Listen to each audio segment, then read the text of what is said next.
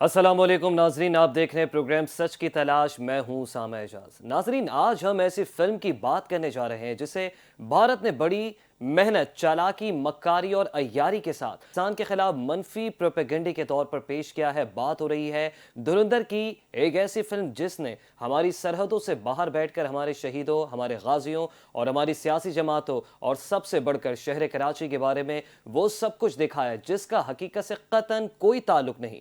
Film के trailer में वो घटिया जुमला शैतान और जिन से पैदा होने वाले बच्चे को चौधरी असलम कहते हैं, ये सिर्फ एक मुकालमा नहीं, एक माँ की तौहीन, एक शहीद के किरदार पर हमला है और पाकिस्तान की सलामती के इदारों के खिलाफ नफरत का बयानिया है। नौरीन असलम चौधरी असलम की बेवा कहती हैं, ये प्रोपेगेंडा बर्दाश्त नहीं, मेरे शौहर पाकिस्तान का फखर हैं और रहेंगे, मैं कानूनी कार्रवाई करूंगी। कानूनी कार्रवाई का नौरीन असलम ने इंदिया दिया है। और सिर्फ यही नहीं बल्कि पाकिस्तान पीपल्स पार्टी के आमिर खोसो ने अदालत में दरखास्त दायर कर दी है और इल्जाम यह है कि फिल्म में बेनजीर भुट्टो की तस्वीर और पार्टी के झंडे चोरी किए गए और कराची को एक ऐसा शहर दिखाया गया जहां दहशतगर्दी ही पहचान है। सवाल यह है कि अब भारत अब फिल्मों के जरिए पाकिस्तान पर नफ्सियाती जंग मुसल्लत करना चाहता है। चौधरी असलम जैसे हीरो को बदनाम करके मकसद क्या था? लियारी को रॉ के नेटवर्क से जोड़ने की कोशिश क्यों? और ये सब महज फिल्म है या दुश्मन मुल्क के झूठे बयानिए की एक और तरोताज़ा और नई किस्त है? इसी पर बात कर लेते हैं। इस वक्त अदालत से जिन्होंने रिजू किया है, दरख्वास्त गुजार हैं जो इस फिल्म के खिलाफ, आमिर खोसो साहब। आमिर साहब, आपको प्रोग्राम में खुश आमदीद कहूंगा।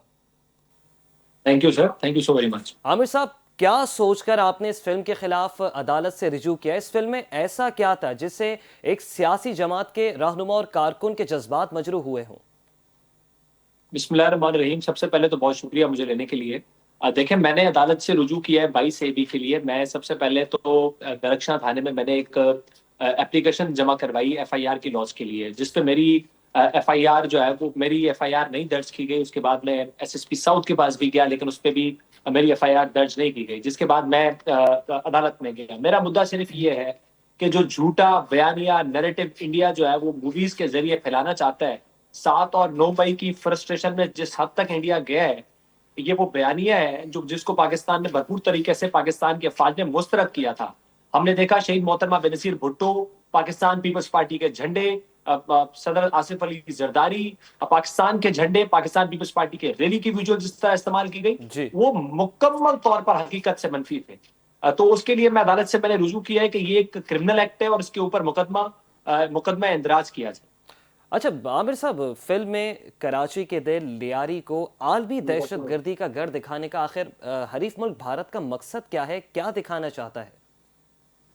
देखिए, एक बात समझने की कोशिश कीजिएगा कि लियारी को क्यों टारगेट किया गया। सबसे पहले तो लियारी को इसलिए टारगेट किया गया कि बिलावल भुट्टो जरदारी पाकिस्तान के वजीर खारजा जब थे, तो उन्होंने उनके वजीर आजम नरेंद्र मोदी को उनका चेहरा दिखाया कि जो बुचरफ गुजरात है, जो मुसलमानों का कातिल है, जो गुजरात का कातिल है, बिल्कुल। इन्होंने सिर्फ उसके इलाके में, उसी के शहर में, उसी के सूबे में जहां उसकी हुकूमत है, उसी इलाके लियारी को टारगेट किया गया और पाकिस्तान पीपल्स पार्टी को निशाने पर रखा गया, सिर्फ इसलिए उस फ्रस्ट्रेशन के अंदर जो पाकिस्तान के साबका वजीर खारजा चेयरमैन बिलावल भुट्टो जरदारी ने इनको असली चेहरा दिखाया था। अच्छा आमिर साहब, ये जो फिल्म साजों ने जो कराची के हालात दिखाए, लियारी के हालात दिखाए, ये क्या रॉ की ख्वाहिशात पूरी की जा रही है भारतीय फिल्म साजों की जानिब से, बॉलीवुड की जानिब से? जी बिल्कुल, इसमें कोई दूसरी राय नहीं है। ये मुकम्मल तौर पर एक मनफी, मैं आपको बार बार जो एक बात मैंने बाकी चैनल्स पे भी कही, मैं आपके जी। तवज्जुह से बाकियों को भी कहना चाहता हूँ कि ये एक प्रॉपर नैरेटिव बिल्डिंग है। ये एक पूरा बयानिया है जो ये दुनिया में लेके जाना चाहते हैं कि पाकिस्तान एक दहशतगर्द मुल्क है, लेकिन इनका बयानिया पाकिस्तान की अफवाज ने, पाकिस्तान की कौम ने और पाकिस्तान की सियासी जमातों ने पहले भी इसको नाकाम किया और एक मर्तबा फिर ये नाकाम होंगे। और अभी मैंने देखा है कि शर्जील इनाम मेमन साहब ने ये ऐलान किया है कि पाकिस्तान जो है वो मेरा लियारी के नाम से एक और मूवी बना रहा है, जिसके जवाब में जो है वो हम हिंदुस्तान को हकीकत दिखाएंगे कि लियारी क्या है। अच्छा आमिर साहब, फिल्म जो है वो एक स्टेज पे परफॉर्मिंग आर्ट है और ये सिनेमा है। इसको नफ्सियाती जंग में हरीफ मुल्क क्यों बदलना चाहता है? क्या दुश्मनी है पाकिस्तान पीपल्स पार्टी से? क्या दुश्मनी है कराची से? क्या दुश्मनी है लियारी से?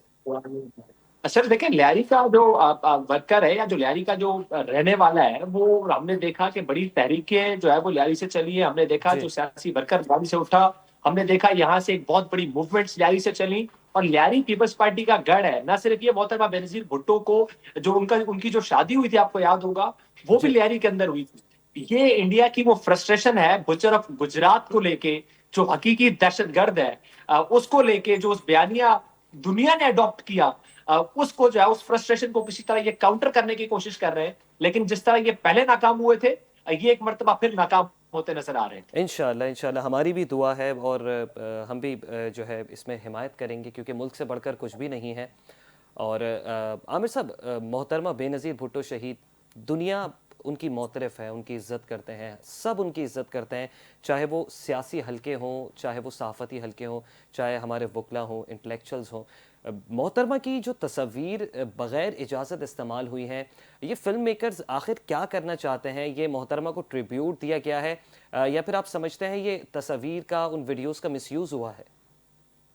नहीं, डेफिनेटली मिसयूज हुआ है कि दुनिया में आप किसी भी तरह से हिस्ट्री को गलत इंटरप्रेट करके उसको पेश करना, दुनिया को ये बताना, एक ऐसा दहशतगर्द पीपल्स पार्टी को दहशतगर्दों के साथ मुंसलिक करना, जी। सिंपैथेटिक दिखाना, सदर पाकिस्तान आसिफ अली जरदारी का उन टेररिस्ट लोगों के साथ मिलवाना, जी। यहाँ के हमारे एमएनएस को, जिसमें नबील गबोल साहब की जो है वो विजुअल्स दिखाए गए, उनको इस तरह पोर्ट्रे करना, ये प्रॉपर एक नैरेटिव बिल्डिंग के लिए इस्तेमाल किया गया। और हम इसको मुकम्मल तौर पे मुस्तरद करते हैं। मैं आपके चैनल के तवज्जो से यह भी बताना चाहता हूं कि मैंने फेसबुक, टिकटॉक, गूगल और मेटा के जितने भी प्लेटफॉर्म्स हैं, जी। उन सबको भी लीगल नोटिस सर्व किए हैं कि जो आप कंटेंट प्रमोट कर रहे हैं, पेड या अनपेड, उसको आप फौरन विड्रॉ करें, वरना जितने भी कॉम्पिटेंट फोरम्स हैं, हम आपको भी जो है वो इंफॉर्मेशन थ्रू करेंगे। अच्छा, आमिर खुसरो साहब, एक ज़ाती सवाल है। जब आप इतनी बड़ी जो एक जिद्दोजहद कर रहे हैं, एक जंग लड़ रहे हैं, मसाइल तो बहुत सारे आ रहे होंगे, धमकियां भी आ रही होंगी, आपके जो सोशल मीडिया अकाउंट्स हैं, उसको भी हैक करने की कोशिश तो नहीं की जा रही? मेरे फेसबुक अकाउंट्स इंडियंस ने स्ट्राइक करके सस्पेंड कर दिया है। मेरा ट्विटर का अकाउंट बंद हो चुका है। मेरे इंस्टा के अकाउंट आखिरी रिस्क पे लगा हुआ है। मुझे मल्टीपल नंबर से व्हाट्सएप पे जो है वो यूएस, नेदरलैंड्स के नंबर से कॉलें की जा रही है और मुझे गालियां दी जा रही है। मैं इस सब से नहीं डरने वाला। मैं मोहतरमा शहीद बेनजीर भुट्टो का कारकुन हूँ। मैं पाकिस्तान पीपल्स पार्टी का कारकुन हूँ और सबसे बढ़ के मैं एक पाकिस्तानी हूँ। मैं इंडिया की तमाम धमकियों से, इंडिया के इन तमाम ओछे हथकंडों से, ये जी। हमारे फेसबुक अकाउंट्स बंद करेंगे, ट्विटर अकाउंट्स बंद करेंगे, इन सब से हम नहीं डरते। अच्छा, आमिर साहब, इस कहानी को, क्या इस कहानी में वाकई कुछ हकीकत भी दिखाई गई है, या फिर तमाम कहानी जो है वो जुगाड़ के जरिए फिट कर दी गई है?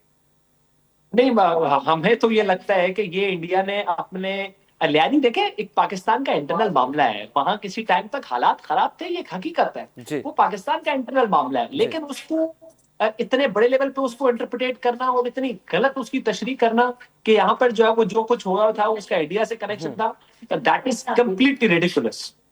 अच्छा, आमिर साहब, क्या पाकिस्तानी अदालतें पाकिस्तान पीपल्स पार्टी या किसी भी पार्टी के खिलाफ जो हरीफ मुल्क से एक फिल्मी प्रोपेगेंडा हो रहा है, सिनेमा में प्रोपेगेंडा हो रहा है, उसे रोक सकती है, या फिर भारत को हम फिल्म बनाने दें और सिर्फ वैसे ही देखते रहे?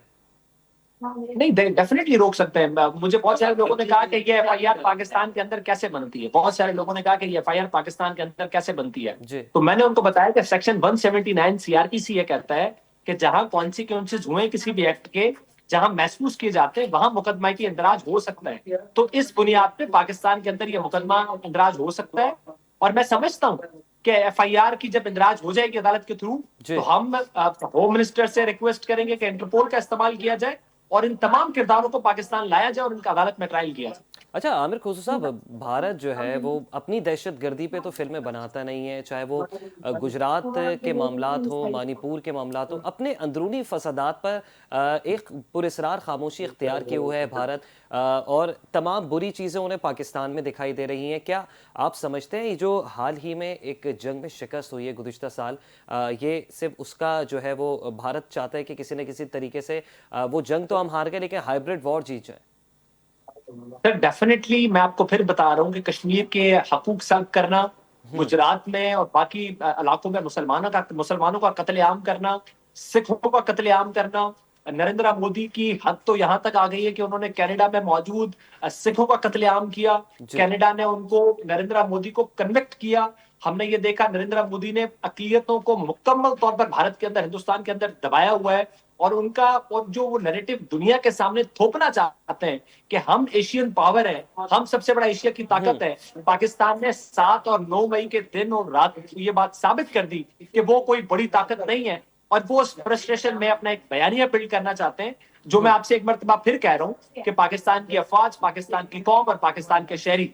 आखिर में सिर्फ इतना भी कहना चाहूंगा कि चौधरी असलम पुलिस डिपार्टमेंट का एक एसेट था। चौधरी असलम का इस तरह का किरदार जिस तरह इन्होंने दिखाया गया, या सियासी जमातों में किसी का दिखाया गया, ये मुकम्मल तौर पर हकीकत के बरअक्स है। अच्छा, खुशू साहब, मैं ये भी जानना चाहता हूँ, अगर पाकिस्तान जो है, वैसे तो बैन अल-अक़वामी सतह पर हमने देखा कि गल्फ़ कंट्रीज़ में उसकी जो नशर है उसके ऊपर पाबंदी लगा दी गई है फिल्म धुरंधर के। तो ये इस फैसले को आप क्या कहेंगे? ये पाकिस्तान की जीत कहेंगे? और अगरचे एक सवाल मेरा और भी है, पाकिस्तान इसी अंदाज में मोदी जो एक कस्साब है, गुजरात में कस्साब है, उस पर अगर फिल्म बना देगा तो ये मुंह तोड़ जवाब होगा या फिर हमें आलमी अदालतों में जाना चाहिए? सर डेफिनेटली जाना चाहिए, और इस तरह की गल्फ कंट्रीज ने जिस तरह इस मूवी पे पाबंदी लगाई है, ये पाकिस्तान की सफारती जीत है। मैं समझता हूं कि उन्होंने इस झूठी हिस्ट्री की इंटरप्रिटेशन को मुस्तरद किया है, और जी, वो पाकिस्तान के उस बयानिए के साथ खड़े हैं कि पाकिस्तान एक और मुल्क है और वो कभी भी दहशतगर्दी को सपोर्ट नहीं करता। ठीक है। आमिर खुसरो साहब, आपका बेहद शुक्रिया। आपने हमारे चैनल को और प्रोग्राम सच की तलाश के प्लेटफॉर्म पर जो है इस अहम मौजू के ऊपर गुफ्तगू की।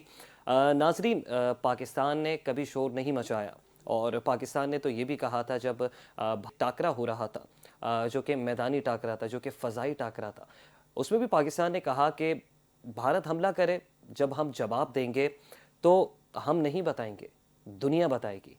तो नाज़रीन, सिनेमा के ज़रिए और तमाम परफॉर्मिंग आर्ट्स के ज़रिए इस तरीके का जो प्रोपेगेंडा है, ये कभी भी सच पर मबनी नहीं हो सकता। आज इसका फ़र्क हमने आपके सामने ला कर रख दिया है। पाकिस्तानियों ने ना कि पाकिस्तानी अफवाज ने फ़िल्मों से नहीं बल्कि अपने किरदार से जंग जीती है। नाज़रीन, यहाँ वक्त हुआ एक ब्रेक का। ब्रेक के बाद फिर हाज़िर होते हैं।